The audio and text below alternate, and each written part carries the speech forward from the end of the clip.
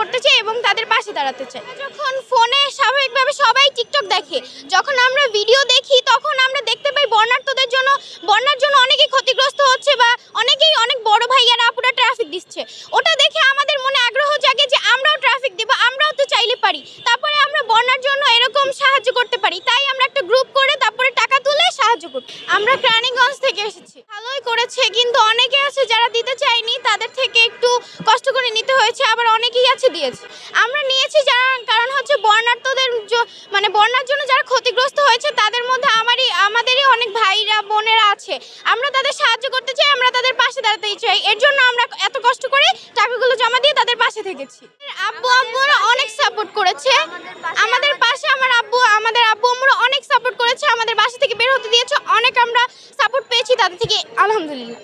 এইরকম কাজ আগে কখনো করিনি, আমরা এই প্রথম আমাদের এই অভিজ্ঞতা। এখন অনেক ভালো লাগছে, কিন্তু আমরা আগেরবার ট্রাফিকেও গিয়েছিলাম, আমরা 4-5 জন। তো আমাদের অনেক ভালো লাগছে, কারণ আমরা এত ছোট বয়সে আমরা হচ্ছে বন্যার্তদের জন্য পাশে থাকতে পেরেছি। আমরা এত কষ্ট করে আমাদের কষ্টটা সার্থক হলো। হ্যাঁ, আমরা আগামী দিনে আরো অনেক সাহায্য করতে চাই, সবার পাশে দাঁড়াতে। আমরা সুন্দর বাংলাদেশ আশা করতে পারি, যাতে কোনো দুর্নীতি না থাকে আমাদের দেশে। এরকম নিঃস্বাধীনভাবে আমরা বাঁচতে চাই। হ্যাঁ, এরকম ভাবে আমরা বাংলাদেশটা করতে চাই। আমরা যখন ফোনে স্বাভাবিকভাবে সবাই টিকটক দেখে, যখন আমরা ভিডিও দেখি তখন আমরা দেখতে পাই বন্যার জন্য অনেকেই ক্ষতিগ্রস্ত হচ্ছে বা অনেক বড় ভাইয়ারা আপুরা ট্রাফিক দিচ্ছে।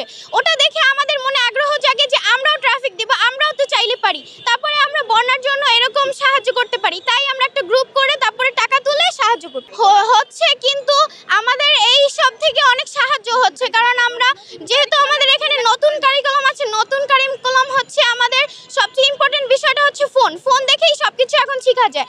এখন আমাদের নতুন কারিকুলামে হচ্ছে যেমন একটা ঝালর তৈরি করা, এগুলো আমরা তো আগে কোনোদিন করি নাই।